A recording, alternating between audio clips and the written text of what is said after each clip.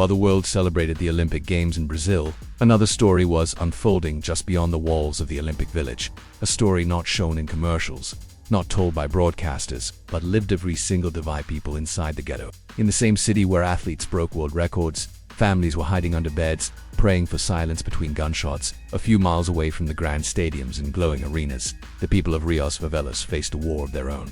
Gangs clashed for territory in the shadows of Olympic celebration. It was the same conflict that had existed for years, only now pushed closer to the edge by construction, by displacement, by global attention that never looked below the surface. In Complexo DA and other neighboring communities, residents remember that time not for the Olympic flame but for the flames of violence that lit the night sky. The government promised security. They sent troops into the favelas, not to protect the people but to silence them, to control them, to move them out of view. Maria, a mother of 3, lived less than a kilometer from the Olympic Village. She remembers the helicopters more than the fireworks. They told us the Olympics would bring opportunity, she says. Instead, it brought fear. One night while athletes rested in air-conditioned rooms, gunfire erupted outside her home. 2 rival gangs had crossed paths near the alley. In the confusion, bullets tore through homes, through walls made of thin brick and memories. Her youngest son, 9 years old, was shot while sleeping on the floor. There were no headlines for him, no medals, no ceremonies, just silence. And Maria is not alone.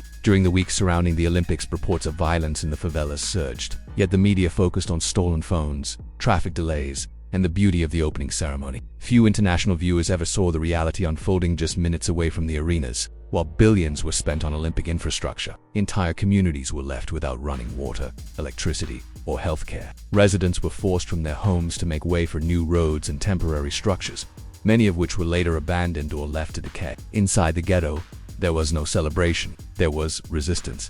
Survival. Children watched soldiers patrol their streets. Teenagers walked past armed police with rifles pointed down. Adults woke each day unsure whether they'd return home that night. This was the Olympic legacy for many. For them, the games were not about unity. They were about division. The contrast was sharp.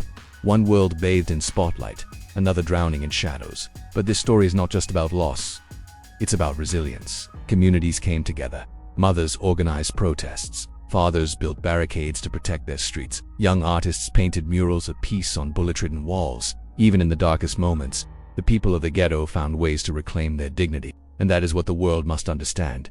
The ghetto is not just a place of crime.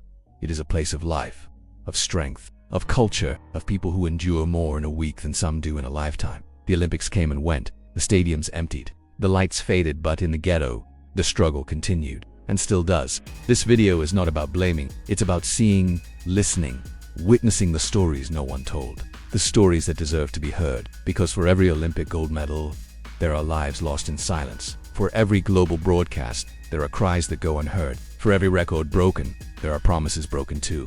And that's where we begin. In the ghetto. Because this is where the truth lives. Where real life happens. And where stories like Maria's deserve more than a footnote in history. This is just the beginning of voices rising from the forgotten corners of Brazil, of untold stories finally being told, of a world learning to listen not just to the winners but to the survivors. One voice at a time, one story at a time. This is In the Ghetto.